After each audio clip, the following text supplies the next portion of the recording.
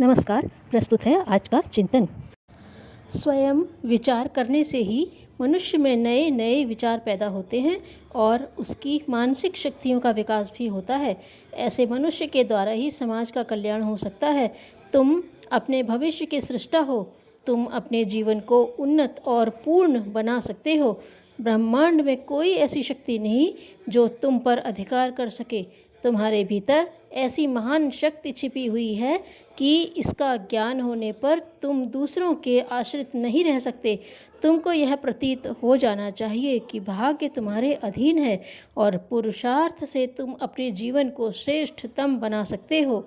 इस निश्चय को अधिक पुष्ट करो और फिर इस निश्चय के अनुसार अपने जीवन को उच्च बनाने के लिए जीवन संग्राम में कूद पड़ो। अपने जीवन रथ की बागडोर अपने हाथ में लेकर श्रद्धा से, उत्साह से अपने उच्च उद्देश्य को लक्ष्य में रख कर अपने रथ को आगे बढ़ाते चलो तो तुम अपनी परिस्थितियों पर अधिकार कर सकोगे।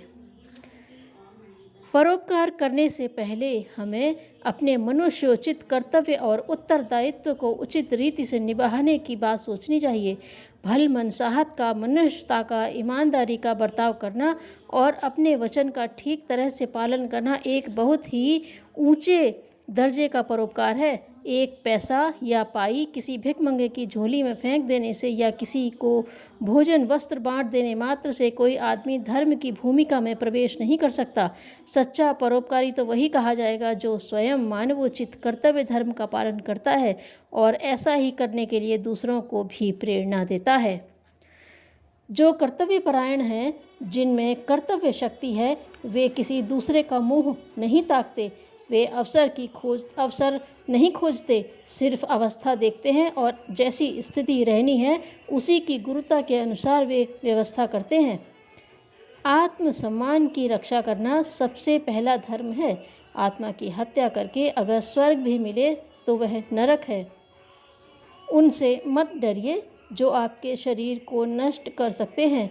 आप तो उनसे डरिए जो आपकी आत्मा को पतन के मार्ग में ले जाकर नष्ट कर देने वाले हैं। ईमानदारी पर कायम रहो और उचित साधनों से अपनी उन्नति के लिए प्रयत्न करो। अपनी ताकत को संसार के सामने प्रकट करो, क्योंकि बलवानों को ही सुखी और उन्नतिशील जीने का अधिकार है। यदि अपनी शक्ति का कोई सबूत पेश नहीं कर सकोगे तो दुनिया तुम्हें एक असहाय, अनाथ, दुर्बल और अभागा समझेगी और तुम्हारे नाम के साथ बेचारा की उपाधि जोड़ देगी। इसलिए संघर्ष करो, जीवित रहने के लिए संघर्ष करो, अपने अधिकारों को प्राप्त करने और उनकी रक्षा करने के लिए संघर्ष करो। विश्वास करो, इस आत्मोन्नति के धर्म युद्ध में तुम्हें वह आनंद मिलेगा जो दुनिया की और किसी चीज़ से नहीं मिल सकता। जीवितों की भांति जीवित रहने के चंद घंटे मुर्दा जिंदगी के हजारों वर्षों से बेहतर हैं। धन्यवाद।